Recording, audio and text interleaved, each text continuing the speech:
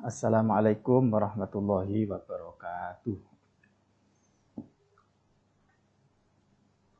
Bismillahirrahmanirrahim. Alhamdulillahirabbil alamin wa bihi nasta'inu ala umuri dunya waddin. Asyhadu an la ilaha illallah wahdahu la syarikalah wa asyhadu anna sayyidana Muhammadan abduhu wa rasuluh.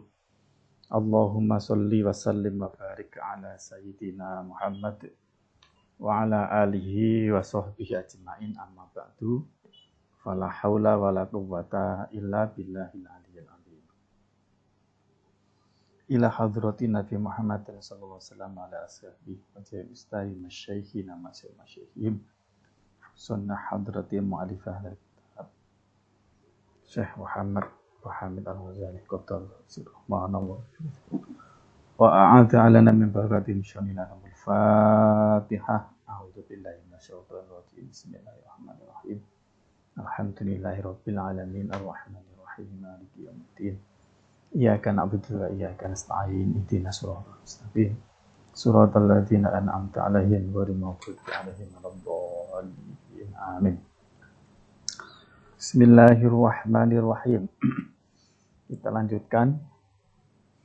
Sebelumnya menjelaskan tentang bahwa bagaimanapun ilmu itu tetap membutuhkan amal. Ilmu tanpa amal maka ilmunya itu tidak ada gunanya dan justru akan menjadikan hujjah, dijadikan oleh Allah sebagai alasan untuk menyalahkan dan menyiksa. Nah, sekarang masih membahas terkait dengan itu bahwa belajar ilmu, membaca buku, membaca kitab itu pun tidak akan ada manfaatnya kalau tidak disertai dengan amal. Bismillahirrahmanirrahim. Ini saya share aja. Oke. Bismillahirrahmanirrahim. Sampai sini ya. Ayyuhal waladu, hai anakku, lau qara'ta al-ilma mi'ata sanatin, andekan kamu itu membaca ilmu atau belajar ilmu selama 100 tahun. Selama 100 tahun. Betapa lama nih. Wa jama'ta, dan telah mengumpulkan siapa engkau alfa kitabin 1000 kitab. La takunu, tidak akan menjadi siapa engkau itu musta'iddan, yang bersiap-siap atau yang layak li rahmatillahi, untuk mendapatkan rahmatnya Allah Ta'ala, illa bil amali, kecuali hanya dengan menggunakan amal, atau kecuali dengan beramal atau mengamalkan ilmunya tadi itu. Nih. Jadi andaikan belajar selama 100 tahun yang mengumpulkan berbagai jenis ilmu sampai mengumpulkan 1000 kitab, kalau tidak disertai dengan amal, semua itu tidaklah justru layak untuk mendapat rahmatnya Allah. La takunu, tidak akan menjadi siapa engkau itu musta'id, dan yang bersiap-siap atau layak, wala mustahiqon, dan tidak akan tidak berhak li rahmatillahi, untuk mendapatkan kasih sayang rahmati Allah Subhanahu wa taala, illa bil amali, kecuali hanya dengan amal. Nah, rahmati Allah itu, justru dengan rahmati Allah itulah kita itu membutuhkan segalanya. Kita itu membutuhkan rahmatnya Allah untuk menjadi orang baik. Nah, untuk beramal apapun itu juga membutuhkan rahmatnya Allah. Berupa rahmat yang berupa taufik, hidayah, dan inayah. Biasanya 3 ini. Pertama berupa hidayah, petunjuk. Oh, ini baik, itu buruk. Perasa, sadar.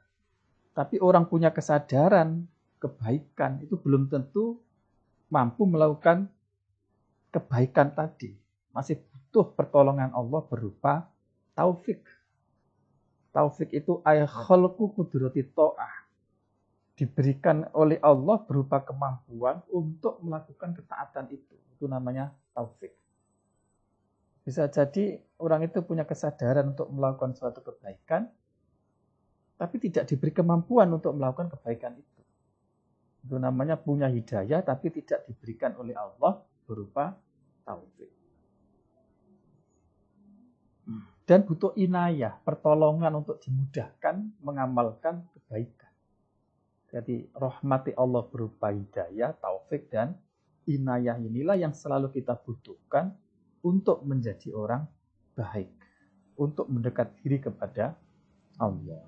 Nah, itu rahmat Allah berupa hidayah, taufik, inayah tadi itu tidak akan kita dapatkan kalau kita tidak melakukan, menjalankan ilmu kita, mengamalkan ilmu kita. Nah, jadi kayak lingkaran. Nah, dasarnya juga ini.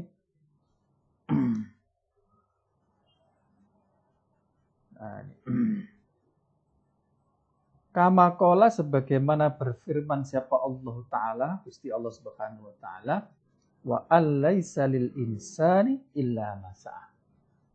Wa allaisa lil insani, dan tidaklah bagi manusia itu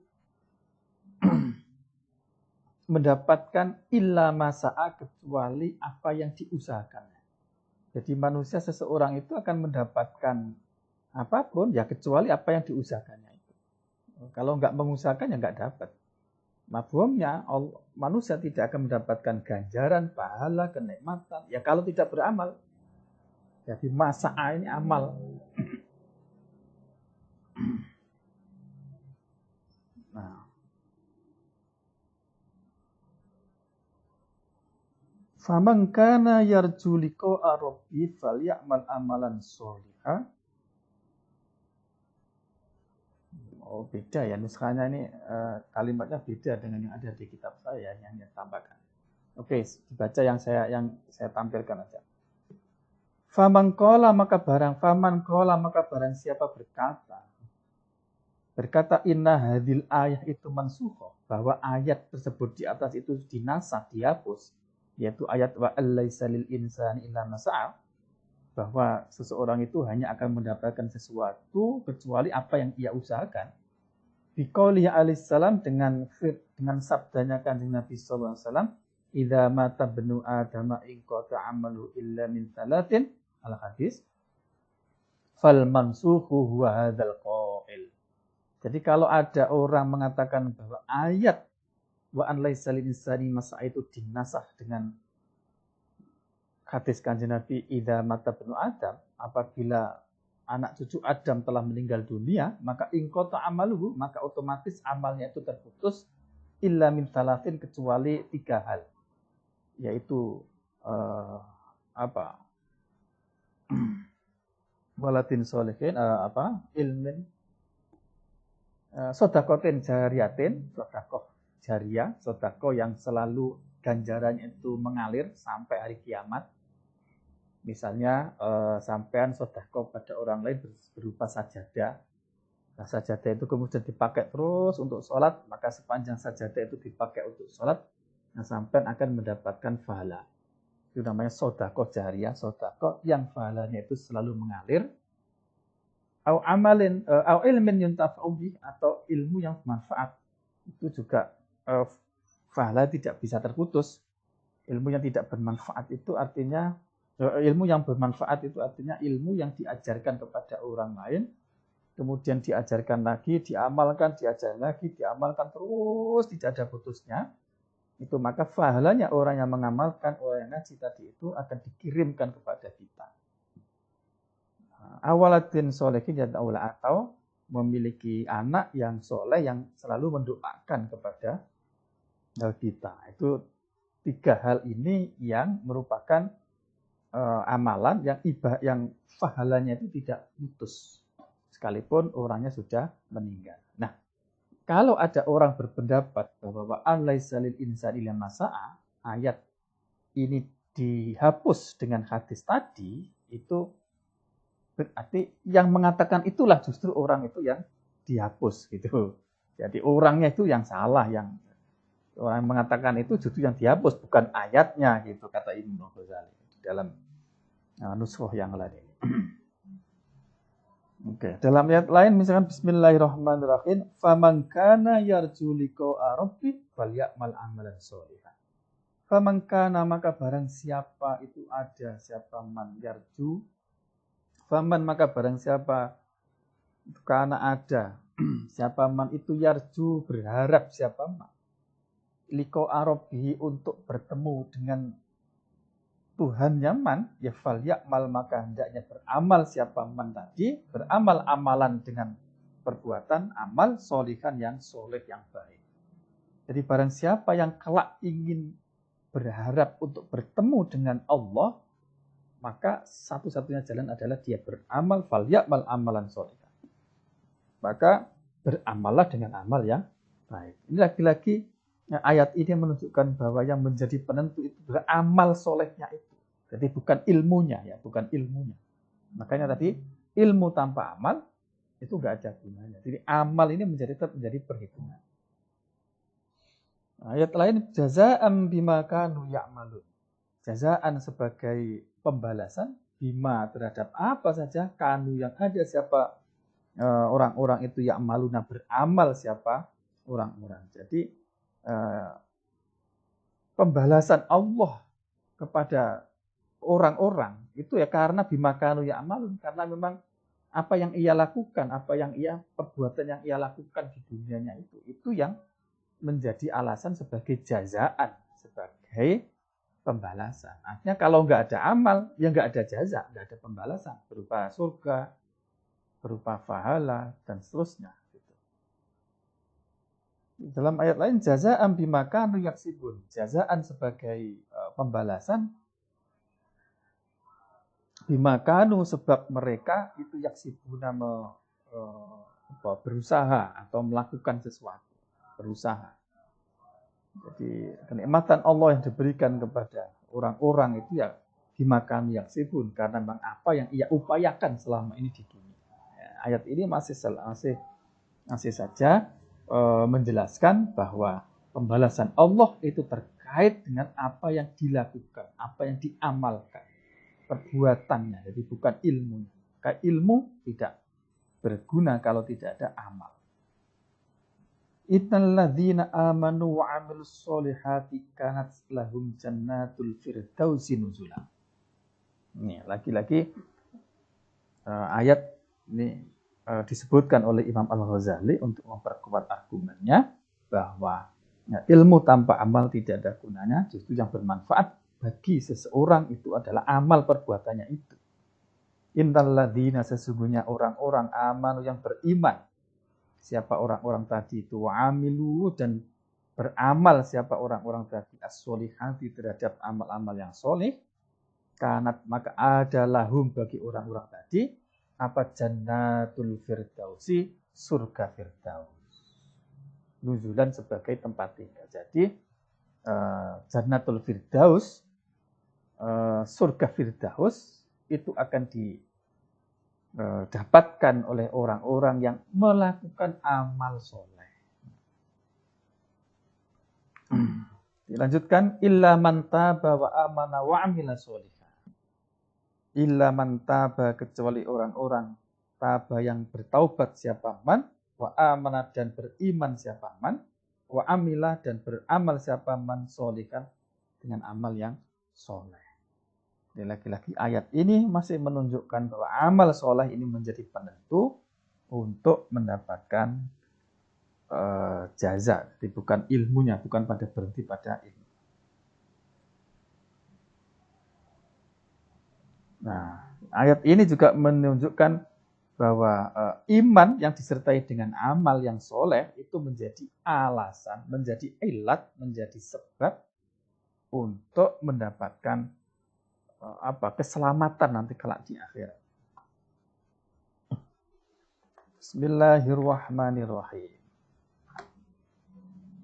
Wama taqulu fi hadzal hadis, bunyal Islam ila akhirih. Wa ma dan apa takulu kamu mengatakan fi hadzal hadisi tentang inilah hadis, yaitu hadis bunyal Islamu ala khamsin.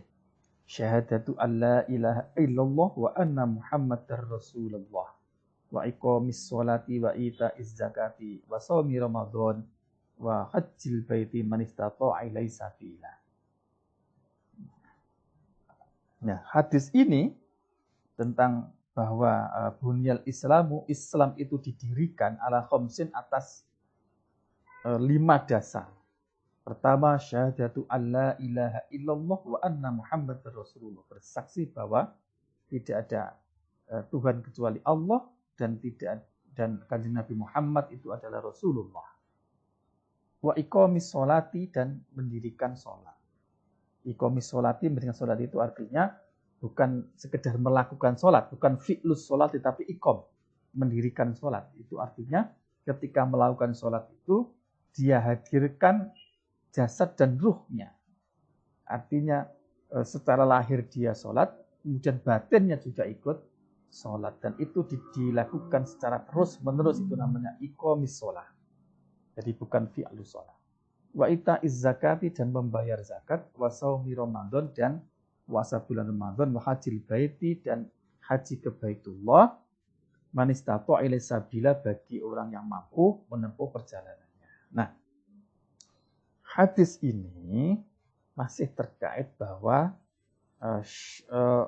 rukun Islam yang 5 itu semuanya terkait dengan amal, Jadi nggak bisa dipungkiri lagi bahwa apa yang nanti bermanfaat bagi kita itu adalah amal perbuatan, bukan ilmu ansi, bukan ilmu belaka, tapi amal. Nah, tentang iman juga sendiri begitu. Wal imanu, adapun iman itu qaulun, ucapan, bil lisani dengan menggunakan lisan. Iman itu ada pernyataan yang disampaikan dengan lisan. Wa tasdiqun bil jinani dan pembenaran dengan hati. Wa amalun bil arkan dan mengamalkan dengan anggota tubuh. Makhluk syahid adalah di ini wa amalun bil arkan. Jadi berbuat dengan dasar iman tadi itu menggunakan anggota tubuhnya ini. Jadi tidak cukup hanya pengakuan lisan saja, pembenaran dalam hati tanpa disertai dengan perbuatan sebagai ekspresi dari rasa keimanan itu. Jadi iman yang 3 ini, pernyataan dengan lisan, kemudian hatinya membenarkan terhadap apa yang diucapkan itu, kemudian semua perbuatan yang menggunakan anggota tubuh itu didasari dengan apa yang ia yakini. Itulah iman. Jadi tidak berhenti hanya ucapan saja, di hati saja, tapi sampai kepada perbuatan yang dilakukan oleh anggota tubuh, melibatkan semua anggota tubuh ini, didasari dengan keyakinan. Tidak berhenti pada keyakinan. Bismillahirrahmanirrahim. Wa dalilul a'mali, adapun dalilnya semua perbuatan atau semua amal itu aksarun, jauh lebih banyak, lima dari apa saja yuhso yang dihitung apa mas. Jadi tentang dalil, kalau bicara dalil terkait dengan pentingnya amal ini itu jauh lebih banyak dari apa yang telah dihitung. Jadi lebih banyak lagi dalil-dalil, baik itu dalil dari Quran, hadis, bahkan dari akal yang menyatakan bahwa amal itu penting, ilmu saja tidak cukup. Bismillahirrahmanirrahim. Wa in kana al-abdu yablughu al-jannata bi fadlillahi ta'ala wa karamihi lakin ba'da an yasta'idda bi ta'atihi wa ibadatihi li'anna rahmatallahi qaribun minal muhsinin. Wa in kana al-abdu, wa in kana dan apabila wa in kana sekalipun ada siapa al-abdu seseorang hamba itu ya beluhu bisa sampai siapa abd tadi al-jannata ke surga bifadlillahi sebab anugerah dari Allah Ta'ala, maha siapa Allah, wa karomihi dan sebab kelumanan Allah, lakin ba'da ayyasta'idya, tetapi semua itu fadlnya Allah, anugerah Allah tadi itu ba'da ayyasta'idya, setelah hendaknya menyiapkan siapa abad tadi itu, menyiapkan bito'atihi dengan ketaatan abad, wa ibadati dengan ibadahnya abad. Jadi nggak bisa ujuk-ujuk Allah memberikan anugerah langsung masuk surga tanpa adanya persiapan yang dilakukan oleh hambanya itu. Jadi sekalipun memang benar bahwa surga itu kita masuk surga, seseorang itu masuk surga itu semata-mata fadlnya Allah, anugerah dari Allah. Tapi anugerah Allah itu akan turun ba'da aista'idza bi ta'ati. Setelah orang itu bersiap-siap menyiapkan dirinya untuk memungkinkan anugerah Allah itu turun. Dengan cara apa? Bi ta'ati, dengan cara bertaat kepada Allah wa ibadatihi dan dengan cara ibadah kepada Allah. Ini ada istilah taat dan ada istilah ibadah. Kalau taat itu pokoknya apapun perbuatan yang itu sesuai dengan syariat itu namanya taat. Nah, perbuatan seperti itu kalau diniatkan untuk mengabdi kepada Allah namanya ibadah. Nah, jadi taat itu lebih umum daripada ibadah. Nah, jadi pernyataan Al-Ghazali di sini menyatakan bahwa anugerah Allah. Jadi memang benar, yang benar itu enggak salah. Bahwa orang bisa masuk surga itu semata-mata karena fadlnya Allah, karena anugerah dari Allah. Bukan karena yang lain. Nah, jadi bukan karena amal kita, bukan karena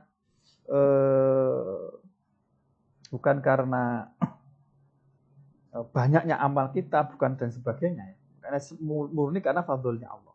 Karena nggak nutut. Karena amal kita itu kalau ditukar surga itu nggak nutut, nggak imbang sama sekali gitu.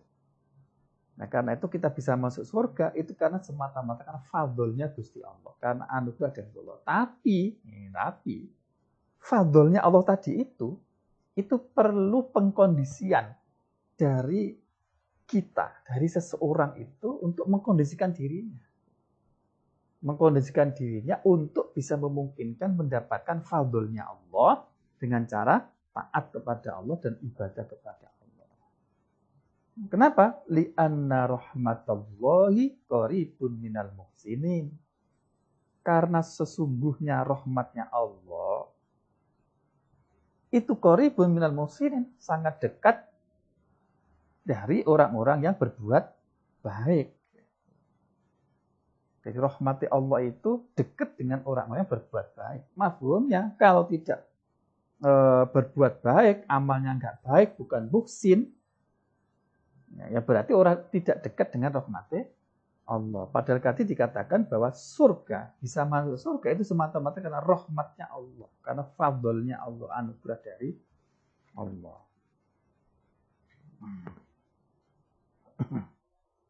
Nah, sekarang kalau ngeyel, kalau misalnya sampai ngeyel masih menyatakan bahwa wes lah pokoknya orang bisa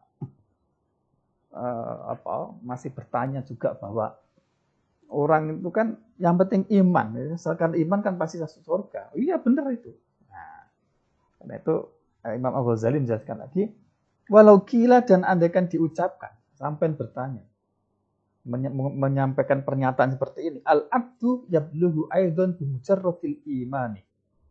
Al-abdu, adapun seseorang hamba, itu yablughu akan bisa sampai ke surga maksudnya. Aidan juga bimujarradil imani hanya dengan iman. Jadi orang, kita semuanya itu hanya dengan iman itu pasti bisa masuk ke surga sekalipun tanpa amal. Bisa. Kulna dijawab oleh Imam Al-Ghazali. Kulna, na'am, iya memang benar, memang seperti itu aturannya. Lakin mata yabluhu. Tapi menjadi masalah adalah mata yabluhu. kapan orang tadi itu akan bisa sampai ke surga? Mungkin akan dibakar dulu di api neraka sampai berjuta-juta tahun, bermiliar-miliar tahun baru sampai ke surga. Itu kalau modalnya hanya iman. Itu kalau modalnya hanya iman. Benar bisa masuk surga, tapi harus menunggu ia disiksa dulu di neraka dalam waktu yang belum diketahui. Tergantung kepada kelakuannya atau perbuatannya ketika di dunia. Jadi, lakin mata yabluhu, tapi kapan dia akan sampai ke surga? Kam min aqobatin tastaqbiluhu ila ayyasila ilal makhluk. Kam min aqobatin, betapa banyak ada rintangan-rintangan. Tastaqbiluhu yang akan menghadang dia ila ayyasila untuk bisa sampai ilal matlubi kepada apa yang dituju. Bisa jadi ia dihadang dengan berbagai rintangan sehingga tidak sampai ke surga yang diharapkan itu. Nah, contoh rintangan itu misalnya ketika dia menjalani hidupnya, menghadapi suatu masalah yang menyebabkan dia menjadi kufur. Jadi kalau dia hanya mengandalkan iman yang ada di dada, tidak disertai dengan amal. Bisa jadi ketika menghadapi masalah, menghadapi rintangan ini itu, imannya akhirnya lepas menjadi orang murtad. Kemudian dia akan masuk neraka selama-lamanya. Karena betapa akobat atau rintangan dalam hidup ini begitu sulit yang menghadap. Nah, jadi ini misalkan begini, di dalam hadis itu kan ada hadis atau makalah ulama makol itu begini. Jadi iman itu al-imanu yazidu wa yanqus. Iman itu bisa ditambah tebal, tapi juga bisa menjadi kurus, menjadi kurang. Jadi iman seseorang itu bisa tebal, tapi juga bisa kurang. Nah, iman bisa menjadi tebal itu kalau orang itu disertai dengan ibadah atau amalan-amalan taat. Taat itu pokoknya melakukan apapun sesuai dengan syariat, itu namanya taat. Jadi kalau melakukan apapun dicocokkan dengan aturan syariat, itu namanya taat. Itu akan mempertebal iman. Ibadah, sholat, puasa, baca Quran, ngaji, itu semua juga bisa mempertebal iman. Mempertebal iman artinya kemungkinan besar dia itu sulit untuk menjadi murtad atau kufur karena imannya tebal. Tapi juga al-imanu yang khusus, iman itu bisa menjadi kurang. Kapan? Apabila orang yang punya iman tadi itu melakukan maksiat. Jadi maksiat itu bisa mempertipis, mengurangi keimanan seseorang. Nah, coba bayangkan kalau maksiat terus, tipis, begitu kena masalah dikit langsung imannya cabut, hilang jadi murtad. Nah, begitu murtad dia masuk neraka selama-lamanya. Nah, jadi pendek kata sekali lagi, iman pun ini jangan mengandalkan hanya iman, harus disertai dengan amal, dengan ibadah, dengan ketaatan. Oke. Kemudian awwalu tilkal aqobatul iman. Ini masih menjelaskan tadi ya, bahwa memang benar bahwa iman saja itu cukup kalau sekedar yang penting masuk surga. Yang penting masuk surga ya. Nah, tapi masalahnya kapan masuk surga itu urusan belakang. Nah, itu cukup iman. Nah, padahal dalam kondisi lain kam min aqobatin tastaqbilu ila yasila il matlubat. Awwalu tilkal aqobatul iman. Begitu banyak sekali akan ada rintangan-rintangan yang sulit yang akan menghadang. Tastaqbilu itu mapak, kalau bahasa Jawanya itu mapak atau menghadang untuk bisa sampai kepada tujuan yang diinginkan, yaitu surga. Nah, awalu tilkal aqobat itu aqobatul iman. Hal pertama yang merintangi seseorang untuk mencapai tujuan yaitu surga itu adalah ujian iman itu sendiri. Rintangan iman itu sendiri. Hal yaslimu minas salabi am la yaslamu. Hal yaslamu, apakah dia bisa selamat minas salabi dari hilangnya iman, dari terberedelnya iman, dari dicabutnya iman, amla yaslamu atau dia tidak selamat. Jadi bisa jadi ujian iman ini belum tidak bisa dilewati, kemudian karena gangguan-gangguannya, kemudian imannya justru lepas. Begitu banyak teman-teman orang menjalani hidup ini, asalnya jadi orang baik-baik, kemudian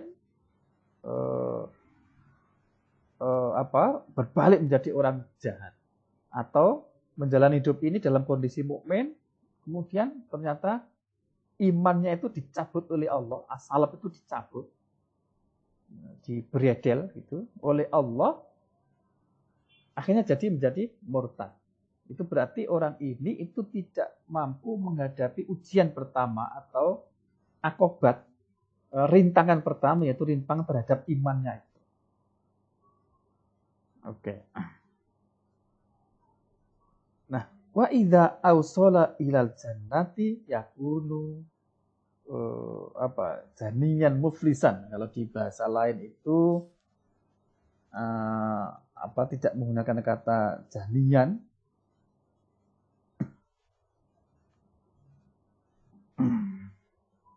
tapi menggunakan kata apa? Coba kita lihat ya. Nah, ini.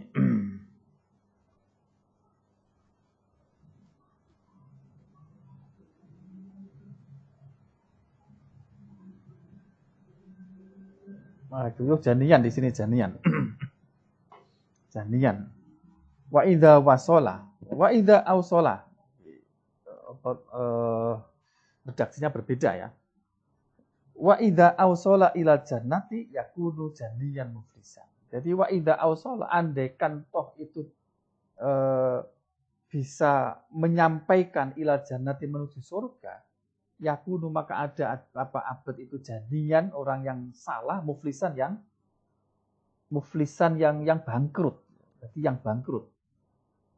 Jadi kalau toh dengan modal iman tadi memang bisa masuk ke surga, tidak sampai dibredel itu ilmu imannya oleh Allah, dia sampai surga, masuk surganya itu pun janiyan muflisan, dalam kondisi yang muflis, bangkrut. Janiyan di bahasa lain, di kitab saya yang lain ini bunyinya khusronan ya, yang menyesal dimasuk surga tapi menyesal. Kenapa? Ya karena mampir ke neraka dulu dalam waktu yang sangat lama itu.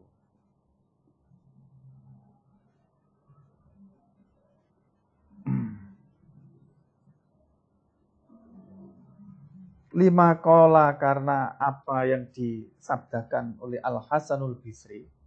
Jadi alasan lain, lima kola Al-Hasan Al-Basri, sebagaimana apa yang disampaikan, diucapkan oleh Hasan Basri, yaitu berupa yaqulullahu ta'ala yaumal qiyamati udkhulu al-jannata bi rahmati waqtasimuha bi qadari a'malikum.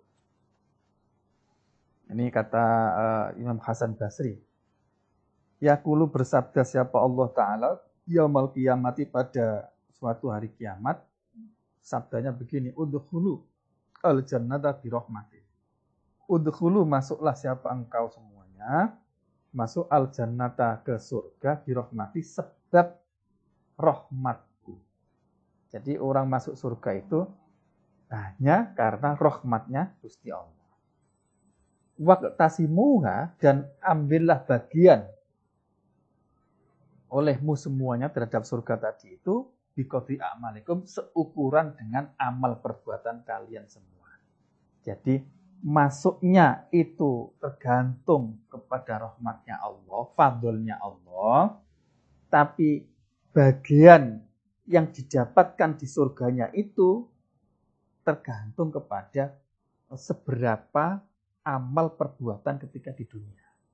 Jadi masuk ke surganya, itu mutlak fadlnya Allah, mutlak anugerah Allah, mutlak rahmatnya Allah. Tapi di surga kelak itu akan merasakan apa yang akan diperoleh, dapat bagian apa, itu tergantung kepada amalnya, biqadri a'malikum. Seukuran dengan amal perbuatan yang dilakukan ketika di dunia. Jadi dua hal yang berbeda ya. Nah, jadi kalau masuk saja ke surga, itu mutlak fadlnya Allah. Tapi di surga nanti dapat bagian apa, itu biqadri a'malikum. Seukuran dengan perbuatan, amal yang dilakukan ketika di dunia. Ayyuhal waladu hai anak, malam takmal lam tajid al ajro. Malam takmal.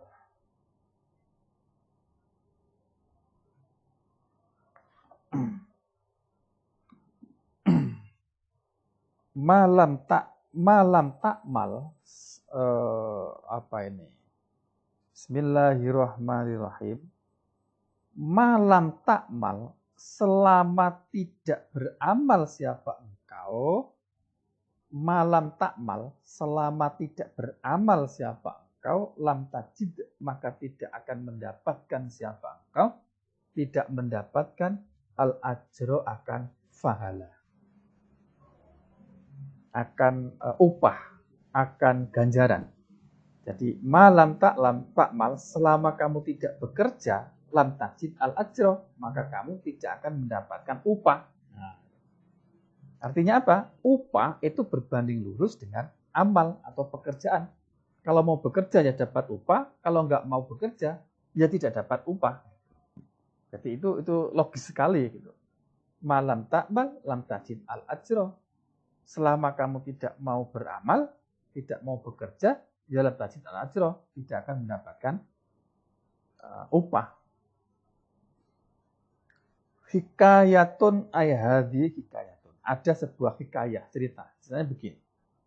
Inna rojulan, sesungguhnya seseorang laki-laki fi Bani Israila, di zaman Bani Israel, itu abada menyembah siapa rojul tadi, Allah kepada Allah Ta'ala, sab'ina sanatan, selama 70 tahun. Jadi ada seseorang menyembah terus-menerus kepada Allah selama 70 tahun. Nah, suatu saat fa'aroda, kemudian menginginkan siapa Allah Ta'ala, menginginkan al-ayyajluwahu, untuk menampakkan siapa Allahu kepada rojul tadi, menampakkan alal malaikati, terhadap malaikat. Jadi ingin dipamer-pamerkan kepada malaikat, ingin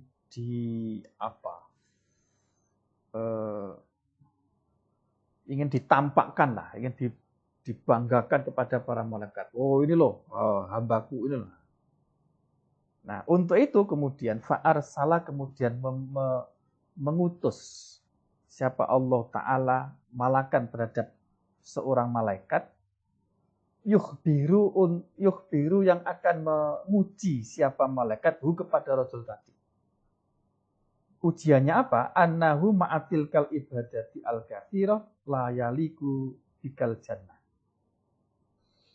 Annahu, sesungguhnya rajul ma'atil kal ibadati, beserta dengan semua ibadahnya itu, al-kathirati, yang sangat banyak, itu la yaliku, tidak layak siapa rajul, itu layaliku, tidak layak bika, terhadap kamu, apa al-jannatu, surga.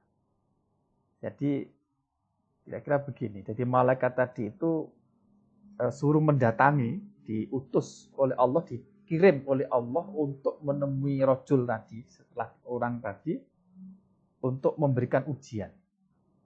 Dia ngomong, hai rajul, kamu ibadah selama ini, selama 70 tahun itu, dan ibadahmu yang banyak itu, layaliku bikal jannah, kamu tetap tidak layak untuk masuk surga. Wah, jadi diucapkan gitu. Ini untuk menguji kira-kira pemahaman rajul tadi itu, apakah amalnya itu yang menyebabkan dia masuk surga, atau rahmatnya Allah. Nah, kira-kira begitu, untuk menguji pemahaman itu. Ya, falamma balaghahu qala al-abid. Falamma balagha, maka ketika menyampaikan siapa malaikat hu kepada rajul, qala maka menjawab siapa al-abidu, abid tadi itu, rajul tadi itu. Nahnu khuliqna lil ibadati. Fayambaghi lana an na'budahu. Nahnu, adapun kita, saya, itu khuliqna diciptakan siapa saya lil ibadati, hanya untuk beribadah.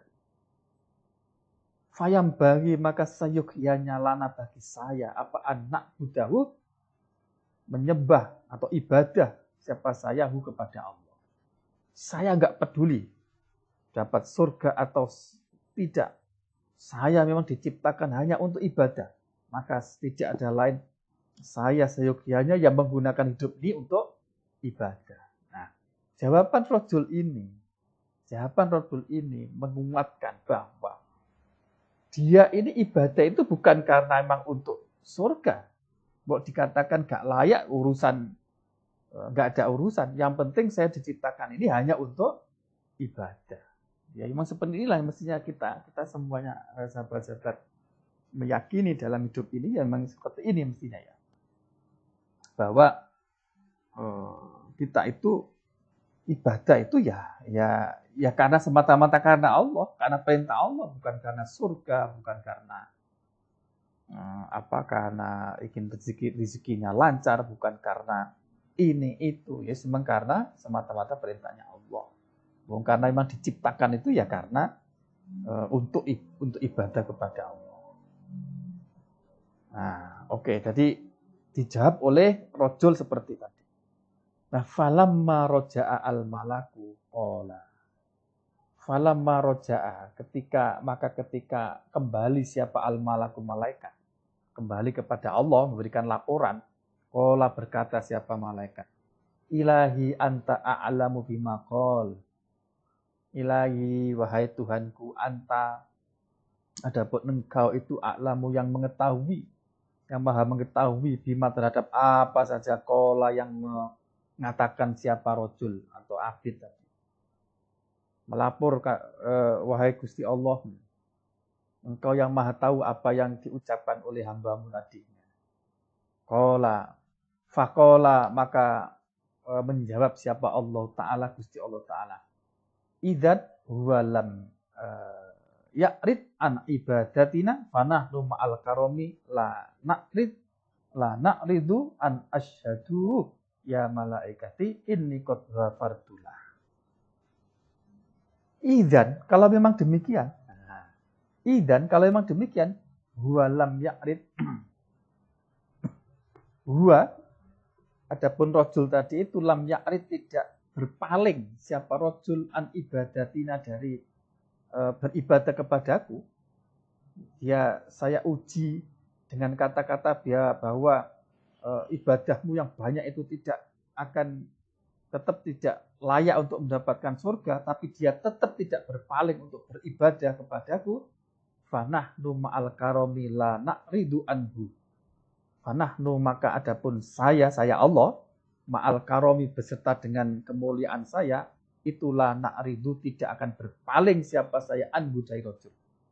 Jadi karena rajul tadi itu tetap menyembah kepada Allah setelah diuji, tidak berpaling dari ibadah kepada Allah, maka saya Gusti Allah beserta dengan sifat saya yang maha mulia, maha loman, itu tidak akan berpaling dengan rajul.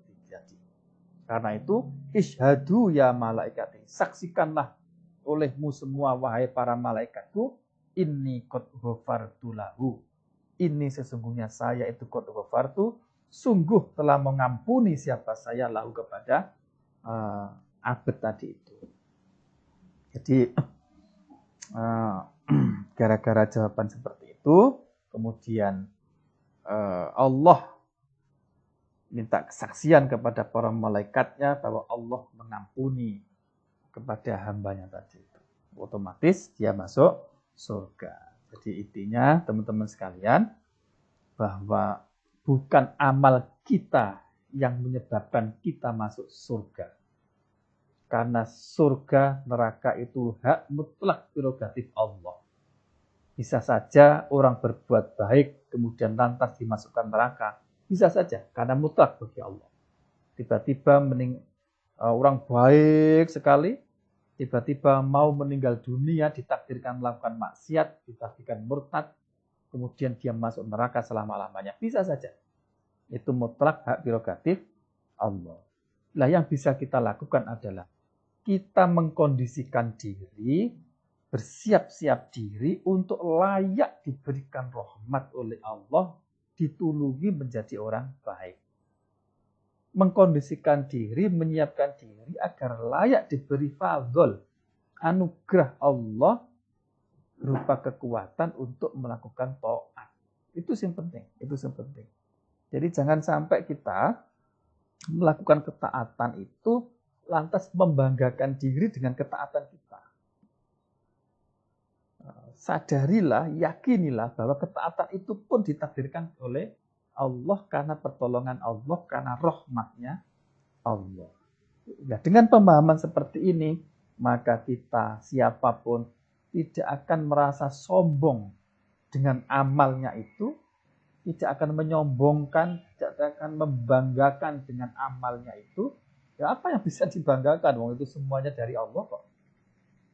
Kita bisa ngaji begini itu ya karena ditulungi Allah, dimudahkan Allah. Terus yang dibanggakan apa? Semua dari Allah. Nah, keyakinan seperti ini itu hanya bisa difahami orang yang bisa menerima terhadap ajaran tasawuf. Jadi ajaran tasawuf seperti ini ya, ajaran tasawuf itu. Hakikatnya seperti ini. Jadi hakikatnya kita semuanya, amal kita semuanya dari Allah. Dari Allah. Kita masuk surga itu fadlnya Allah, bukan karena perbuatan kita. Nah, hanya saja tadi, catatannya tadi itu. Sekalipun masuk surga, itu mutlak fadlnya Allah, anugerah Allah. Tapi anugerah Allah itu akan diberikan setelah hambanya itu mengkondisikan dirinya untuk layak mendapatkan fadlnya Allah.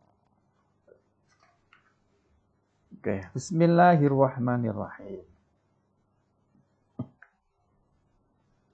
Waqala dan bersabda siapa Rasulullah sallallahu alaihi wasallam. Hasibu anfusakum qabla an tuhasabu. Wazinu qabla an tuzan. Hasibu, hitung-hitunglah kamu sekalian anfusakum terhadap diri kalian sendiri. Qabla an tuhasabu, sebelum dihitung siapa kalian semuanya. Wazinu dan timbang-timbanglah dirimu semua. Qabla an tuzanu, sebelum kamu ditimbang siapa kamu sekalian. Besok kelak nanti di akhirat, semua kita itu akan mengalami apa yang disebut dengan yaumul hisab. Hari perhitungan.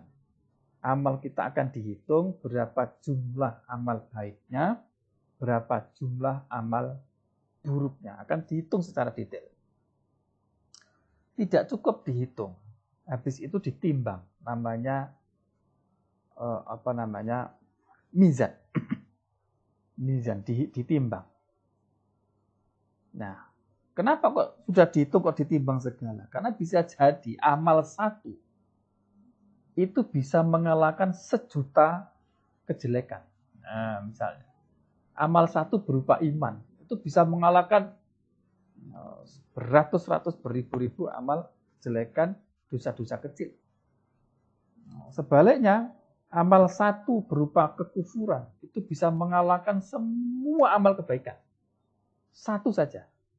Jadi satu dosa berupa kufur, murtad, itu akan mengalahkan semua amal kebaikan. Hilang semuanya. Nah, makanya perlu ditimbang. Jadi setelah dihitung, ditimbang. Jadi beratnya kekufuran itu sudah nggak ada yang bisa mengalahkan. Nah, karena itu, jadi sebelum Allah itu nanti akan menghitung amal kita, maka perintahnya Kanjeng Nabi, hasibu anfusakum. Hitunglah diri kita, amal diri kita itu. Nah, caranya bagaimana? Ya, kemarin saya sampaikan. Dihitung setiap sore, dihitung, diangen-angen apa ya yang sudah saya lakukan hari ini. Perbuatan baik apa yang sudah dilakukan, perbuatan jahat apa yang sudah dilakukan. Perbuatan baik yang baik itu apakah sudah ikhlas, apakah ada campurannya riya. Nah, itu dihitung. Nah, setelah itu kemudian ditambah kebaikannya. Syukur kalau memang amal baiknya itu lebih banyak daripada amal buruknya, syukur, disyukuri. Nah, syukur itu definisinya tasarrufun ni'ami ala ma yuridu bihil mun'im. Menggunakan semua kenikmatan sesuai dengan kehendak Allah yang memberikan kenikmatan itu. Nah, Allah memberikan kenikmatan tujuannya adalah untuk dipakai beribadah. Nah, berarti ya tambah terus menerus. Perbuatan baik disyukuri dengan perbuatan baik. Disyukuri lagi dengan perbuatan baik. Itulah kemudian Allah Subhanahu wa taala berfirman, la in syakartum la azidannakum. Apabila kalian semua itu bersyukur, maka Allah akan tambahkan itu berlipat-lipat. Ditambahkan kenikmatan itu. Jadi bisa jadi tambahnya kenikmatan itu berupa begini. Kita misalnya ditakdirkan oleh Allah berupa kemampuan untuk ngaji seperti ini. Kemudian kita syukuri. Alhamdulillah ditulungi Allah bisa ngaji. Nah, bisa jadi seperti itu akan membangkitkan minat kita untuk ngaji yang kedua. Jadi ngaji kedua itu karena dimudahkan oleh Allah, dibangkitkan oleh Allah karena kita mensyukuri ngaji yang pertama. Nah, kemudian disyukuri lagi akan dibangkitkan lagi terus begitu. Jadi amal perbuatan akan terus bertumbuk-tumbuk. Yazidannakum, akan ditambah terus menerus. Tapi wala in kafartum inna adzabi lasyadid. Jadi kalau dikufuri tidak disyukuri, maka bisa jadi akan dikurangi sehingga sampai disiksa akan masuk neraka. Dikurangi, dihentikan. Bahkan kalau Ibnu Athaillah As-Sakandari menyatakan, barang siapa yang tidak mensyukuri nikmatnya, berarti dia menuju kepada kehancuran nikmat itu sendiri. Jadi nikmat yang kita nikmati ini, kalau tidak disyukuri, itu berarti sama dengan menghancurkan kenikmatan itu, menghilangkan kenikmatan itu, menuju ke arah kehancuran kenikmatan itu. Jadi karena itu, mari apapun perbuatan baik yang kita lakukan ini kita syukuri terus menerus dengan cara mengaku. Caranya itu pertama mengaku bahwa semua itu adalah karena pertolongan dari Allah. Nah, kemudian karena merasa semua itu pertolongan dari Allah, maka muncul ucapan berupa terima kasih. Alhamdulillah ya Allah. Munculnya perkataan alhamdulillah karena dorongan dari perasaan bahwa semua ini adalah dari Allah, itu namanya syukur. Hamdu namanya. Nah, kemudian ditambah lagi menggunakan kenikmatan tadi itu dengan melakukan kebaikan-kebaikan. Nah, itulah hakikat sebuah syukur. Apapun, semoga apa yang kita lakukan ini berkah manfaat untuk kita semuanya, diberi pertolongan oleh Allah untuk bisa mengamalkan. Dapat ilmu sedikit-sedikit, mari kita amalkan. Siapa tahu nanti Allah akan mewariskan ilmu yang sebelumnya belum kita kuasai. Tiba-tiba kita ngerti, tiba-tiba kita paham. Karena kita mengamalkan ilmu yang apa yang kita ketahui. Itu namanya ilmu laduni. Akhirul kalam.